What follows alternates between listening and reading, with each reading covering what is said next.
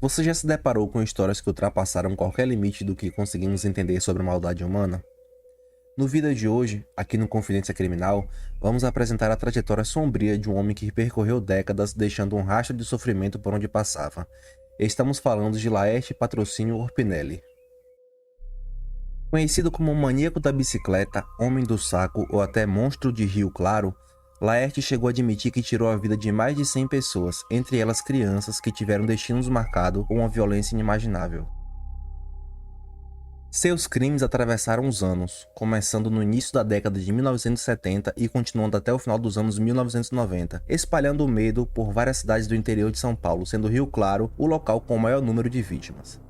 Hoje eu vou te contar essa história com clareza, cuidado e respeito, mostrando quem foi esse homem, como ele agiu e por que seu nome até hoje provoca arrepios em quem conhece seus crimes. De antemão, se você gosta desse tipo de conteúdo, vou pedir para que você siga a gente, tá?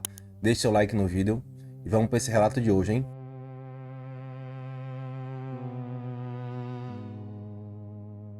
Laerte Patrocínio Orpinelli nasceu na cidade de Araras, no interior de São Paulo, e veio ao mundo em meio a uma família numerosa, sendo o sétimo entre 9 irmãos. A casa onde cresceu era simples, marcada por dificuldade e convivência apertada, e desde criança ele demonstrava um comportamento que fugia do comum. Laerte não era apenas inquieto, era explosivo. Os irmãos lembram que ele reagia com violência por motivos mínimos, e essa agressividade não se limitava aos familiares. Vizinhos comentavam que o garoto parecia carregar uma revolta constante, algo que ninguém conseguia entender direito, mas que já apontava para um temperamento extremamente instável. A relação mais difícil era com a própria mãe. Quando Laerte perdia o controle, ela o amarrava ao pé da mesa como forma de punição ou tentativa de contê-lo. Só que para um garoto que já acumulava raiva e frustração, aquilo não gerou disciplina, gerava ainda mais ódio. Ele crescia sentindo humilhação, ressentimento e uma revolta silenciosa que foi tomando forma dentro dele ao longo dos anos. Quando entrou na adolescência, essa instabilidade emocional encontrou no álcool uma válvula de escape. Laerte começou a beber escondido, em pequenas quantidades, como muitos adolescentes fazem sem imaginar as consequências. Mas no caso dele, o consumo virou vício. O álcool se tornou parte da rotina, moldando seu comportamento e acelerando o que já era um quadro preocupante. Com o tempo, a dependência se tornou tão intensa que as explosões de violências passaram a ser mais frequentes, mais imprevisíveis e mais difíceis de controlar. Essa situação o levou a uma série de internações. A família, já sem saber o que fazer, buscou ajuda médica, e Laerte passou por diferentes tratamentos ao longo de sua vida. A internação mais longa aconteceu na Clínica Psiquiatra Antônio Luiz Salvão, em Araras, onde ficou por 5 anos. Era um período em que ele já oscilava entre momentos de aparente calma e surtos de agressividade, sempre potencializados por o álcool e por um histórico emocional profundamente conturbado. Mesmo após tanto tempo internado, as melhorias eram superficiais. A essência de Laerte, marcada por raiva, impulsividade e uma incapacidade quase total de criar vínculos saudáveis, continuou intacta, acompanhando-o para fora dos muros da clínica e moldando o que ele se tornaria mais tarde. Depois de sair da clínica psiquiátrica, Laerte levou uma vida errante, praticamente sem raízes. Tornou-se um andarilho que vagava por cidades do interior do estado de São Paulo, principalmente na região do norte, sempre passando sem chamar muita atenção. Ele sobrevivia oferecendo pequenos serviços como aplicar graxas em portas de bares e comércios, algo simples que garantia alguns trocados e principalmente permitia circular sem levantar suspeitas. Seu aspecto contribuía para isso. Laerte vivia quase sempre sujo, com roupas velhas e barba por fazer, e um olhar que a maioria das pessoas interpretava apenas como cansaço ou descuido.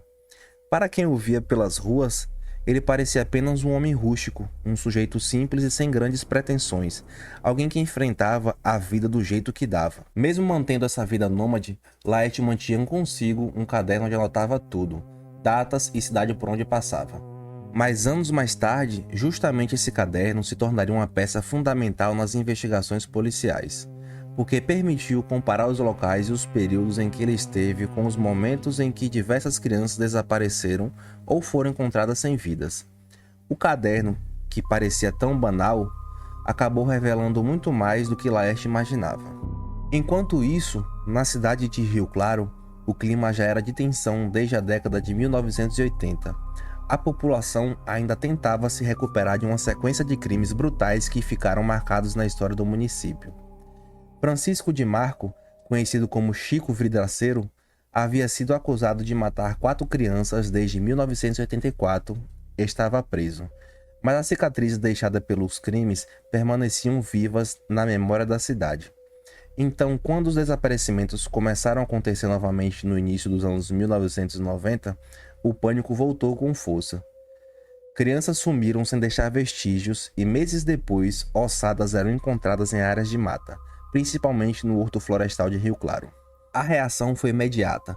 A maioria das pessoas acreditou que os crimes eram obra do mesmo assassino das décadas anteriores, mesmo ele estando encarcerado. A lógica era simples para quem vivia ali. Se antes tinha acontecido e a cidade ainda carregava aquele trauma, era natural que a população buscasse uma explicação familiar para o medo que ressurgia. Pais e mães ficaram mais atentos, as crianças foram proibidas de brincar longe de casa e a cidade que já tinha vivido o terror recente voltou a respirar com insegurança. Ninguém desconfiava que enquanto todos olhavam para o passado, o verdadeiro responsável pelos novos desaparecimentos estava circulando livremente pelas ruas, passando despercebido e carregando uma bicicleta.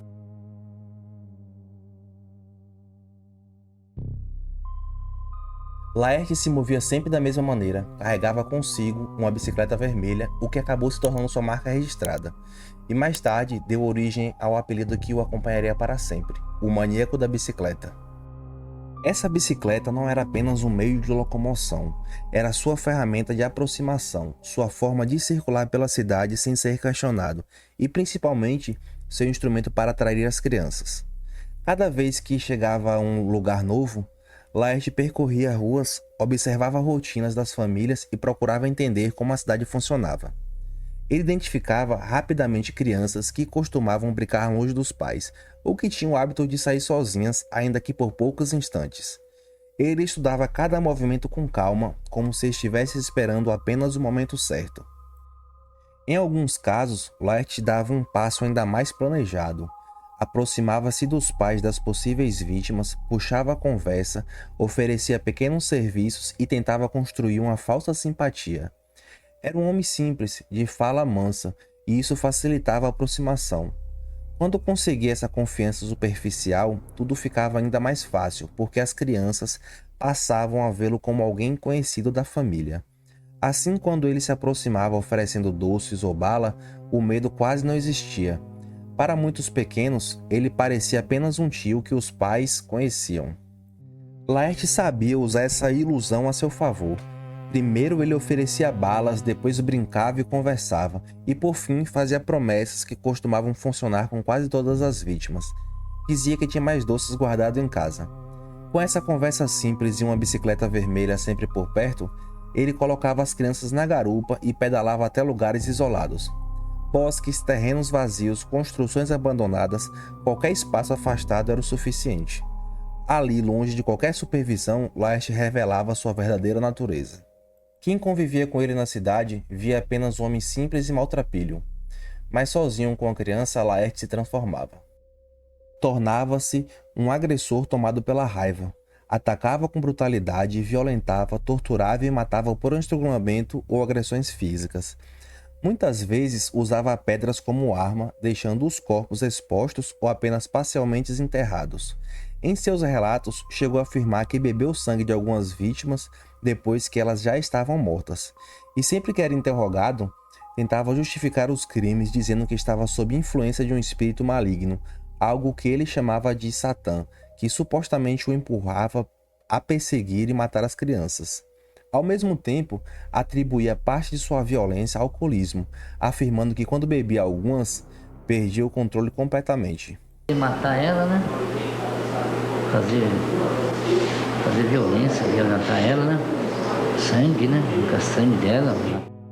As vítimas de Laerte tinham entre 13 e 11 anos, sendo meninos e meninas, sempre pertencentes à família de classe média baixa.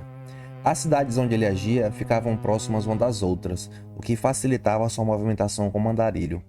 Há registros confirmados de crimes cometidos em Rio Claro, Monte Alto, Pirassununga e Franca, mas investigações e confissões sugerem que ele pode ter tirado a vida em outros municípios da região. A revista Manchete chegou a afirmar que os primeiros homicídios cometidos por Laerte aconteceu quando ele tinha apenas 19 anos, ainda nos anos 1970, embora ele nunca tenha indicado onde poderiam estar ossadas relacionadas a esse período anterior.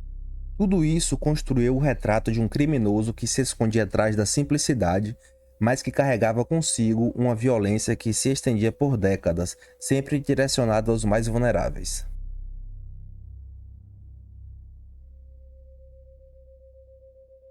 No dia 10 de janeiro do ano 2000, depois de décadas circulando livremente pelo interior paulista, Laerte fez mais uma parada em sua rotina de andarilho. Naquele momento, ele estava na cidade de Itu, onde passou a noite no albergue noturno, um lugar simples que oferecia abrigo para moradores de rua e pessoas em situação de vulnerabilidade. Laerte ficou ali por 3 noites, convivendo com outras pessoas que, assim como ele, carregavam suas histórias pelas estradas. Nada indicava que aquela seria uma das últimas vezes que ele circularia livremente, porque depois desse período ele seguiu viagem mais uma vez, desta vez em direção ao município do Leme. Foi em Leme que tudo mudou. Em um posto de gasolina, durante uma operação realizada pela polícia militar, Laerte acabou abordado e preso. A polícia já trabalhava com suspeitas sobre a presença de um andarilho que circulava pelas cidades próximas justamente nos períodos em que crianças haviam desaparecido. A abordagem foi direta e rápida, e a prisão daquele homem aparentemente inofensivo logo revelaria algo muito maior. Ao ser interrogado, Laerte confessou 11 assassinatos sem demonstrar resistência. Em tom frio, começou a relatar detalhes dos crimes e indicou às equipes da Polícia Civil os locais onde supostamente havia deixado as ossadas das vítimas. Ele apontou áreas de mato, terrenos abandonados e pontos isolados tanto em Rio Claro quanto em cidades vizinhas, onde dizia ter cometido suas atrocidades. Porém, nem todos os locais mencionados por ele apresentavam restos mortais, o que levou os investigadores a considerar que Laerte misturava os fatos reais com informações imprecisas, propositalmente ou não, algo comum em casos de criminosos que confessam grandes quantidades de crimes ao longo de muitos anos. Com a prisão e a confissão do maníaco da bicicleta, delegados de diversas cidades passaram a reabrir investigações antigas. A dúvida principal era se Laerte poderia estar ligado a casos que ocorreram décadas antes, especialmente porque ele mantinha registro de suas viagens e já havia circulado por boa parte da região. Um dos casos analisados foi o de Mara Lúcia Vieira, uma menina assassinada em 1970 na cidade de Bauru. Outro foi o desaparecimento de Renata Helena, ocorrido em 1997 em Araraquara. Apesar das suspeitas, nenhuma dessas ligações foi comprovada, e oficialmente sua responsabilidade sobre esses crimes nunca passou de hipótese. Em 2001, Laerte enfrentou o júri pela primeira vez, prestando conta por parte dos assassinatos que havia confessado. Ao longo dos anos seguintes, as investigações continuaram reunindo provas e em 2008 ele foi finalmente condenado com penas acumuladas nos diferentes municípios onde os crimes foram confirmados. Era o desfecho judicial de uma trajetória criminosa que havia durado quase 3 décadas.